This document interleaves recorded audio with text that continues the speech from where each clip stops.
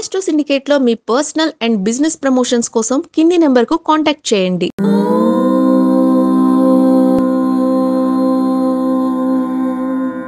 ఓం శ్రీ గురుభ్యో నమః. హరి ఓం. లక్ష్మీం క్షీరసముద్రరాజతనయాం శ్రీరంగదామేశ్వరీం దాసీభూత సమస్తదేవవనితాం లోకైకదీపాంకురాం శ్రీమన్మందకటాక్షలబ్ధైభవత్ బ్రహ్మేంద్ర గంగాధరాం త్వాం త్రైలోక్యకుటుంబినీం సరసిజాం వందే ముకుంద ప్రియాం. అందరికీ నమస్కారం. 18/10/2025 ఒక ప్రాముఖ్యత కలిగినటువంటి రోజు. అందరికీ ఇష్టమైనది, అందరూ కష్టాలను దూరం చేసుకోవడానికి చేయబోయేటువంటి ఒక మహత్తర బృహత్తర కార్యం. అటువంటి ఒక శుభమైనటువంటి రోజున మనకు 3 పండుగలు ఒకేసారి వచ్చాయి. 3 పండుగలు కలిపే ఉన్నాయి. అదేమిటో మీ అందరికీ అర్థమేమిటి పాటికే. 18వ తేదీ ఏ వారం? శనివారం అండి. శనివారం రోజున మనకున్నటువంటి ఒక పండగ శని త్రయోదశి. మరి ఆశ్వయుజ మాసంలో బహుళపక్షంలో వచ్చేటువంటి త్రయోదశిని ఇంకొక త్రయోదశి కూడా అంటారు, ధనత్రయోదశి. ధనముని సమృద్ధిగా కలిగించేటువంటి ధనత్రయోదశి అంటే కుబేరుడి యొక్క రోజు. అందరూ లక్ష్మీదేవి రోజు అనుకుంటారు, కాదండి, ఆ రోజు కుబేరుడి యొక్క రోజు ధనత్రయోదశి.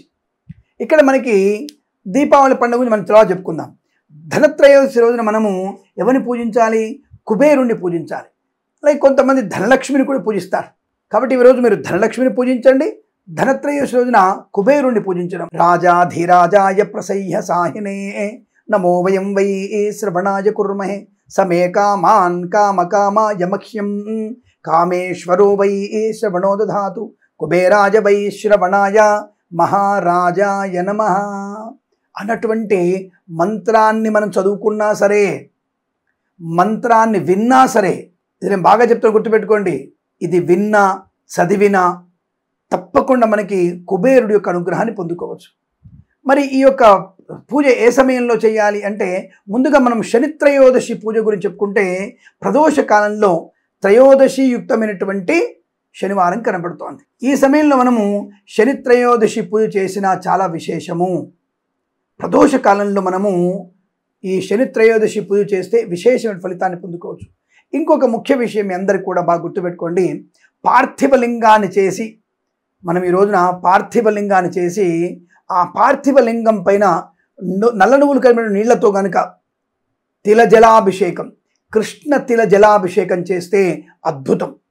అసలు ఆ మట్టి లింగం మీద ఆ పార్వతీదేవి మనకి ఆ యొక్క సీతమ్మ వారు చేసినట్టుగా ఆ లింగం మీద కనుక మనం పూజ చేస్తే శనీశ్వరుడి యొక్క అనుగ్రహాన్ని పొందుకోవచ్చు. ఇది ప్రదోషకాలంలో. అదే ప్రదోషకాలంలో శనీశ్వరుడి అభిషేకం అయిన తర్వాత మళ్ళీ మనము కుబేర కలశాన్ని స్థాపన చేసి ఆ యొక్క ధనలక్ష్మీదేవి యొక్క అష్టోత్తరాన్ని, కుబేరుడి యొక్క అష్టోత్తరాన్ని చదువుకున్న వారికి అదృష్టం మీ వెంటే ఉంటుంది. వ్యాపారవేత్తలు, ఉద్యోగం చేసేవారు తప్పకుండా మీరు ఈ పని చేయండి. మీకు అనుకూలవంతమైనటువంటి వ్యాపార వృద్ధి కలుగుతుంది. జన్మ జాతకంలో ఉన్నటువంటి శనీశ్వరుడి యొక్క అనుగ్రహాన్ని కూడా పొందుకోవచ్చు.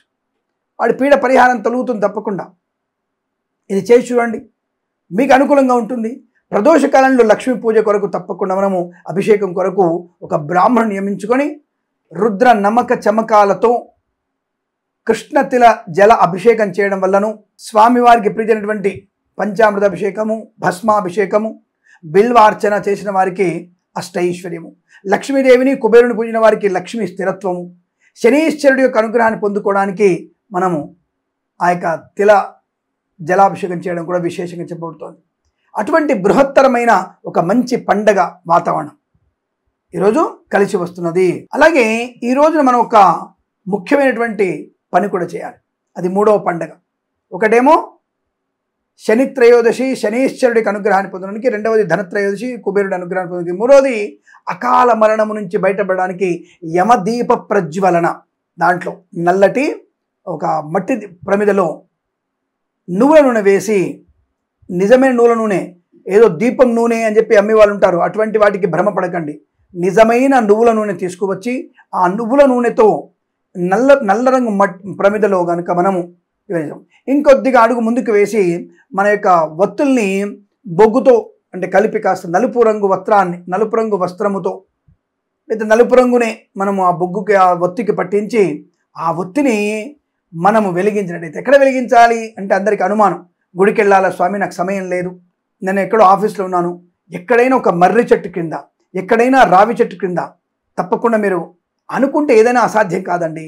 ఒక ప్యాకెట్ నూనె లేదా ఒక మంచి నూనె ప్యాకెట్ చేసుకొని బండిలో పడేసుకొని ఒత్తుల్ని బొగ్గుల్ని కలిపి నల్లపు ఒత్తి చేసి ఒక నల్ల మట్టి ప్రేమ మీద కొనుక్కొని ఆఫీస్కి వెళ్ళి నువ్వు ఐటీ నో ప్రాబ్లం, ఐటీ సెక్టార్లో పనిచేసావు నో ప్రాబ్లం, నీకు ఆఫీస్ దగ్గర ఎక్కడైనా సరే దగ్గరలో 1 కిలోమీటర్ పరిగణాలు ఎక్కడైనా సరే ఒక మర్రి చెట్టు రావి చెట్టు ఉంటుంది, ఏది లేదు ఉరుసుల చెట్టు ఉంటుంది, ఏది లేదు హనుమాన్ టెంపుల్ ఉంటుంది, అది లేదు శివాలయం ఉంటుంది కదా, తప్పకుండా ఉంటుందిగా. అక్కడికి వెళ్ళి ఏది లేదు తూర్పు దండం పెట్టండి, అంతకుమించి చేసేది ఏం లేదు మనం. అంటే అక్కడ తప్పకుండా చెట్టు కింద మనము హనుమంతుడి గుడిలో కానీ శివాలయంలో కానీ రావి చెట్టు కింద మర్రి చెట్టు కింద ఉసిరి చెట్టు కింద కానీ ఏదైతే మేడి చెట్టు దొరుకుతుంది మనకి, మేడి చెట్లు బాగా ఉంటుంది చూడండి, మేడి ఔదుంబర చెట్లు ప్రతి ఆఫీస్ దగ్గరలో ఉంటాయి. తప్పకుండా ఆ మేడి చెట్టు దగ్గర ఈ దీపారాధన చేయండి. ఏదైతే ఇంట్లో ఉన్నాం తులసి చెట్టు దగ్గర చేయండి, తప్పుగా అనుకుంటా.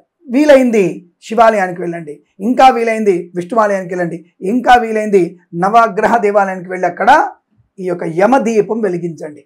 యముడి యొక్క అనుగ్రహాన్ని పొందడానికి, నాయన ఏ రోగము లేకుండా అనాయాసమైనటువంటి మరణం వినా దైన్యైన జీవనం అని పొందడానికి యమధర్మరాజుకి నేను ప్రీతిగా యమదీపం పెట్టడం కూడా ఈ శని త్రయోదశి రోజున జరుగుతుంది. ఈ రోజు ఈ ధనత్రయోదశి రోజున, ఈ యొక్క ఆశ్వీజ బహుళ త్రయోదశి రోజున యమదీపం పెట్టిన వారికి అకాల మరణం ఉండదు, రోగము నాశనం జరుగుతుంది. కాబట్టి ఇటువంటి మంచి పండగల్ని మనం జరుపుకోవాలి. ఈరోజు ఇటువంటివి చేసిన వారికి ధనము, ఆరోగ్యము, ఆనందము, సంతానము, వైవాహిక జీవనం, శుభయోగము పొందుకోవడం తథ్యము. మీరు చేసి చూడండి, ఇవన్నీ కూడా మీకు మంచి ప్రయోజనం. ఇవన్నీ మీకు ప్రదోష కాలంలో చేయాలి. సాయంత్రం 5 నుంచి 6:30 మధ్యలో తప్పకుండా చేయండి. అనుకూలవంతమైన శుభ ప్రయోజనాలు పొందుకోవచ్చని తెలియజేసుకుంటూ సర్వేజన సుఖినో భవంతు. ప్రేమతో మీ కిరణ్ శర్మ. మరి ఇటువంటి మంచి విషయాలు వేరే ఛానల్ ద్వారా దొరకడం సుదుర్లభం, వేరే ఛానల్ దొరకడం అనేది దుర్లభం. మన ఛానల్లో దొరుకుతాయి సులువుగా. కాబట్టి మనం ఏం చేయాలి, మనం వెంటనే మన ఛానల్ని సబ్స్క్రైబ్ చేసుకోవాలి. మరొక 100 మంది చేత సబ్స్క్రైబ్ చేయించే బాధ్యత మీరు తీసుకొని ప్రమాణ పూర్తిగా మీరు చేయాలని కోరుకుంటూ సర్వేజన సుఖినో భవంతు. ప్రేమతో మీ కిరణ్ శర్మ. లోక కళ్యాణమస్తు. నమస్కారం.